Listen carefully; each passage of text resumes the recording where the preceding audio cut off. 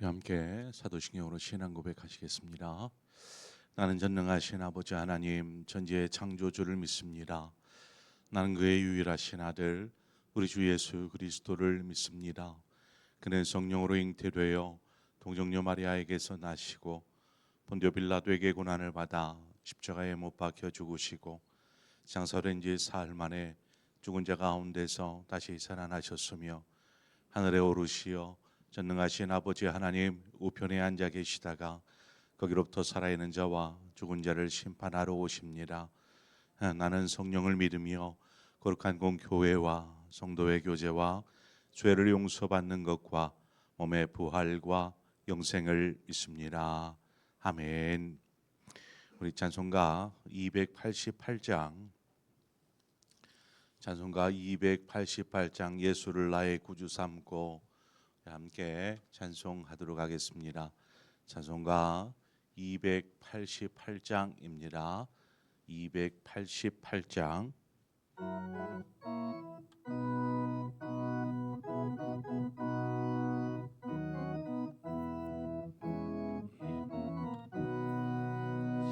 예수를 나의 구주 삼고 성령과 비로소 거듭나니 이 세상에서 내 영혼이 하늘의 영광 누리도다. 이곳이 나의 간증이요 이곳이 나의 찬송일세. 나 사는 동안 끊임없이 구주를 찬송하리로다. 온전히 주께 맡긴 내 영 사랑의 음성을 듣는 중에 전사들 왕래하는 것과 하늘의 영광 보리로다. 이곳이 나의 간증이요 이곳이 나의 찬송일세. 나 사는 동안 끊임없이 구주를 찬송하리로다. 주 안에 기쁨 누림으로 마음의 풍랑이 단절하니 세상과 나는 간 곳 없고 구속한 주만 보이도다. 이곳이 나의 간증이요 이곳이 나의 찬송일세. 나 사는 동안 끊임없이 구주를 찬송하리로다.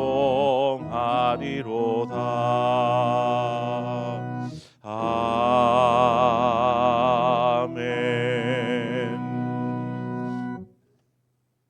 하나님 말씀 보겠습니다.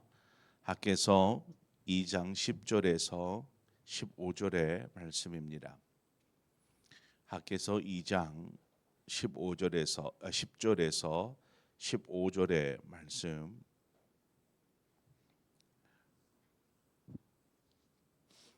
주신 말씀 한 절씩 교독해서 보겠습니다. 학개서 2장 10절에서 15절입니다.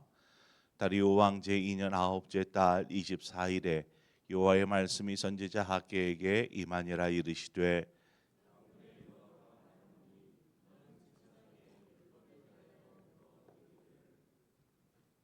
사람이 옷자락에 거룩한 고기를 쌓는데 그 옷자락이 만일 떡에나 국에나 포도주에나 기름에나 다른 음식물에 닿았으면 그것이 성물이 되겠느냐 하라. 학개가 물음에 제사장들이 대답하여 이르되 아니니라 하는지라.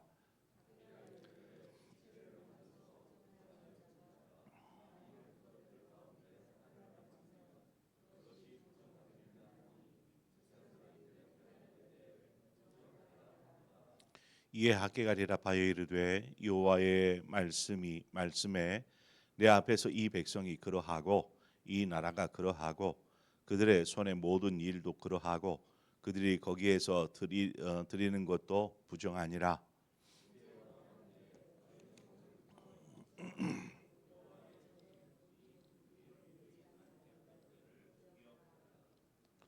아멘.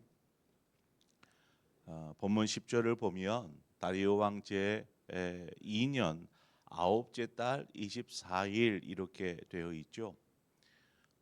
그러니까 우리가 전 시간에서부터 또 시간이 흘러서 2달 정도의 시간이 지났을 때에 하나님의 말씀이 다시 학개 선지자에게 임한 것입니다.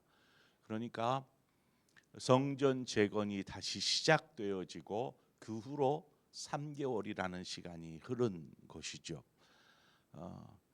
하나님께서 세 번째 지금 하시는 말씀입니다. 이때에 이제 3개월이 흘렀으니까 어느 정도 성전 재건이 이루어지고 있을 때겠지요. 그 진행 과정은 어느 정도인지는 우리가 알 수 없습니다. 그냥 날짜가 이만큼 지났다라는 것은 그만큼의 진척이 있었을 거라고 보여집니다. 오늘 본문은 하나님께서 이제 세 번째 하시는 말씀의 전반부입니다. 이 전반부에 해당한데 이 말씀이 참 매우 중요한 메시지를 하나님께서 하고 계시는 것을 보게 됩니다.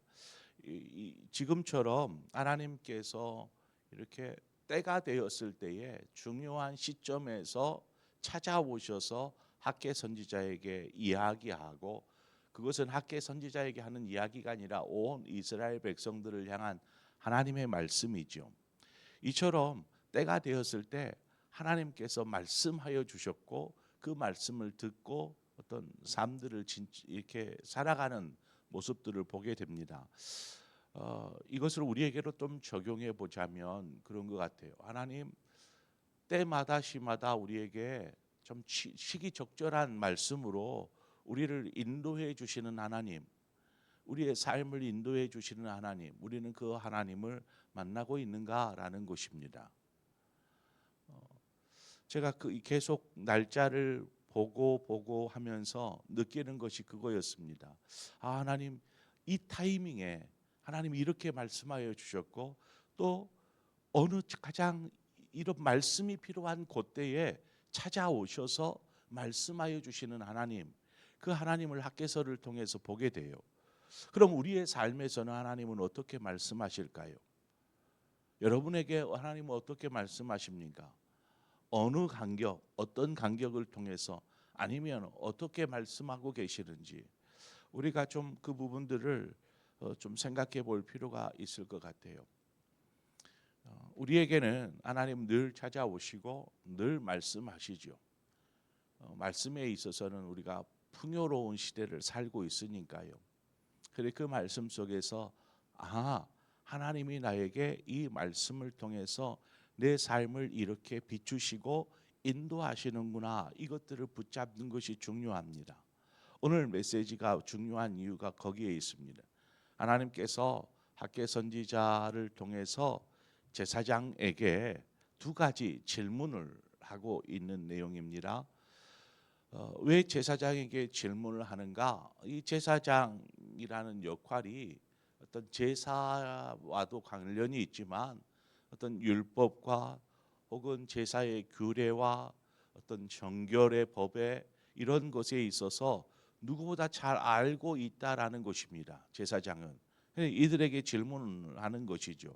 첫 번째 질문입니다. 12절에 보면 사람이 옷자락에 거룩한 고기를 쌌는데 그 옷자락이 만일 떡에나 국에나 포도주에나 기름에나 다른 음식에 닿았으면 그것이 성물이 되겠느냐라는 것입니다. 이 질문을 받은 제사장들이 생각하더니 아니다 이렇게 말하고 대답합니다. 하나님 앞에 드려진 고기, 거룩한 고기, 이 거룩한 고기를 그 옷자락으로 쌌어요.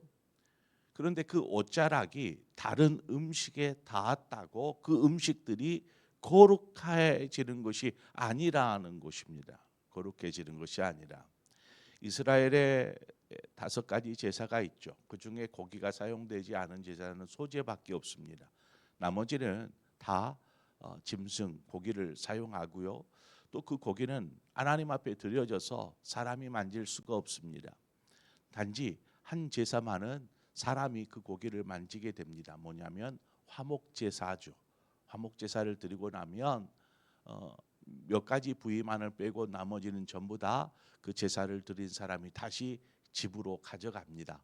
그리고 가족과 이웃들과 함께 그 고기를 나누면서 잔치를 하게 되는 것이 바로 화목제사인데,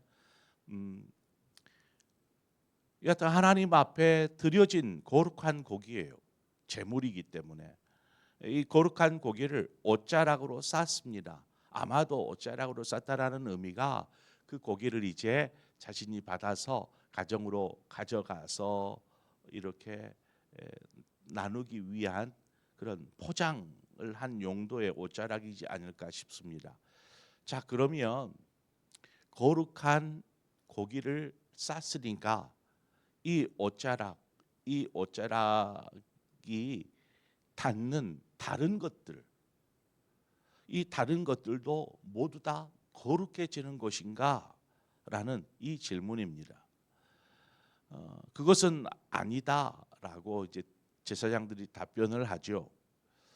왜 하나님이 이 질문을 하셨을까요?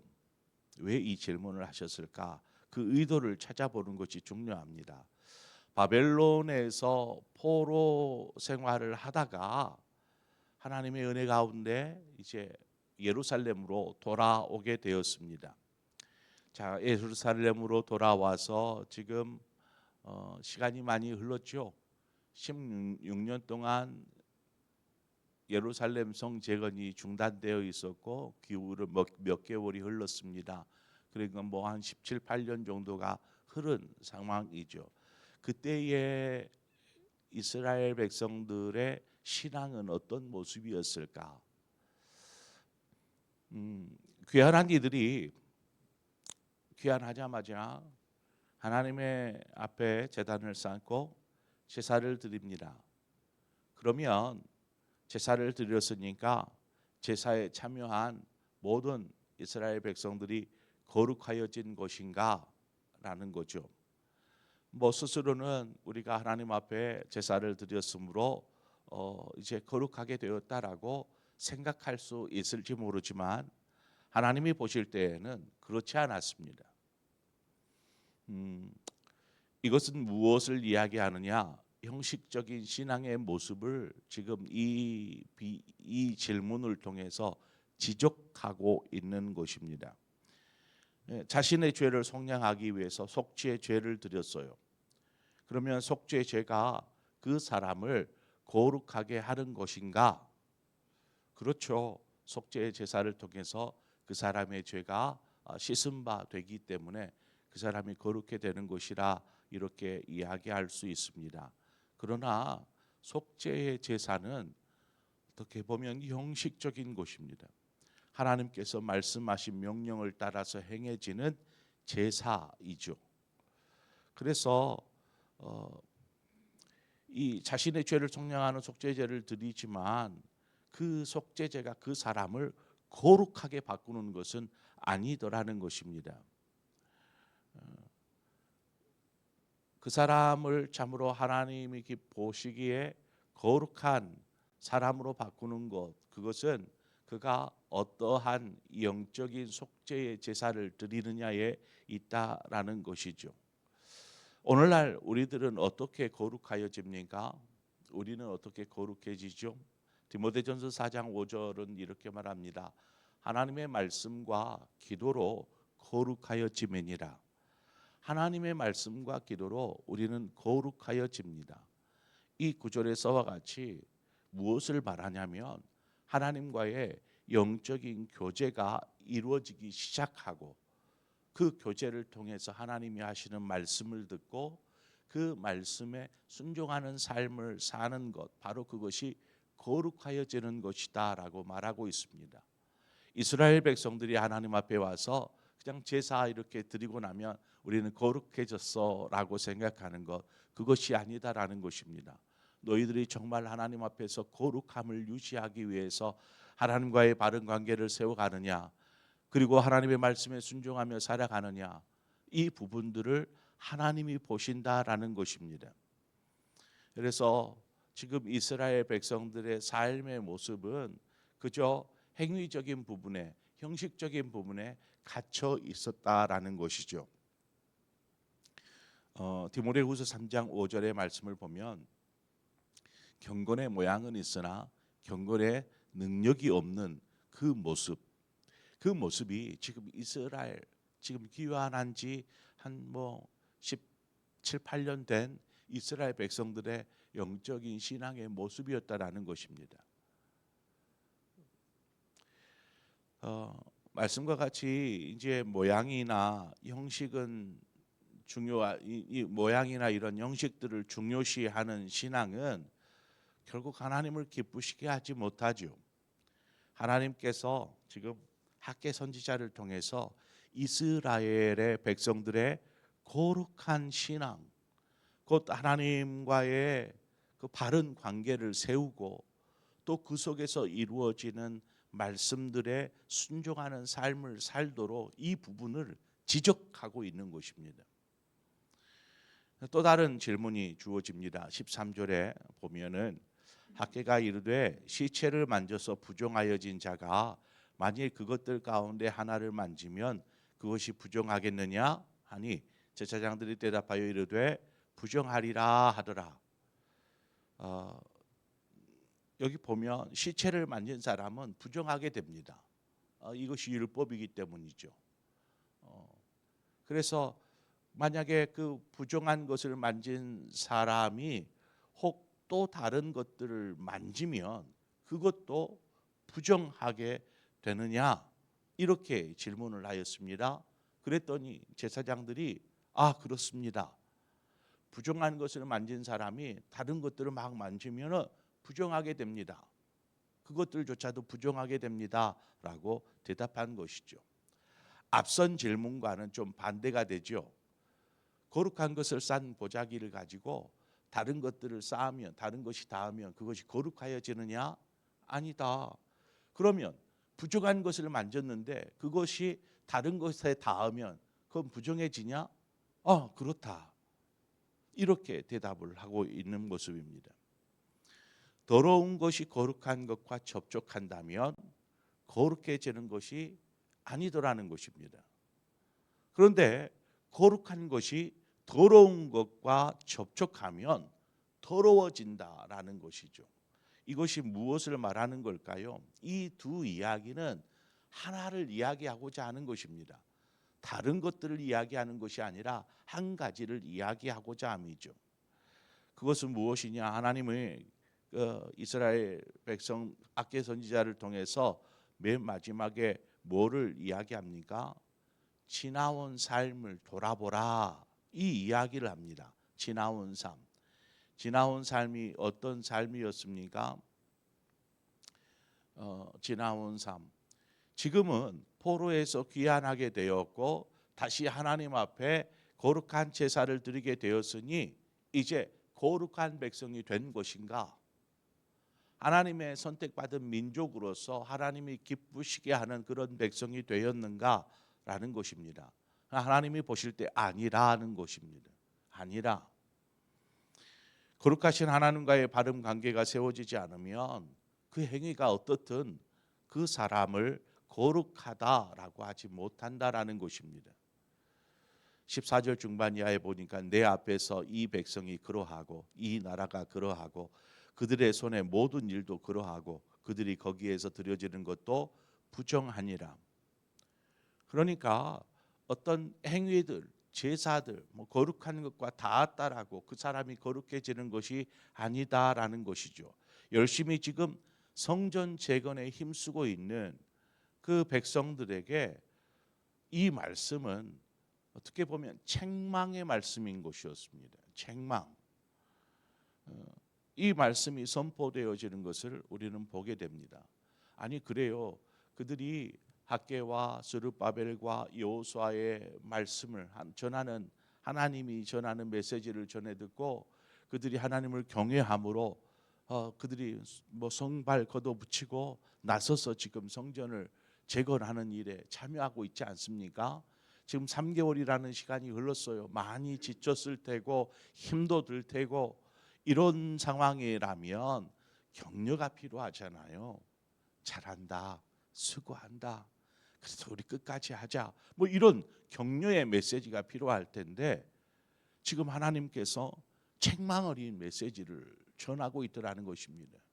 너희들 정말 수고하는데 너희들의 신앙을 한번 돌아보아라 라는 것입니다.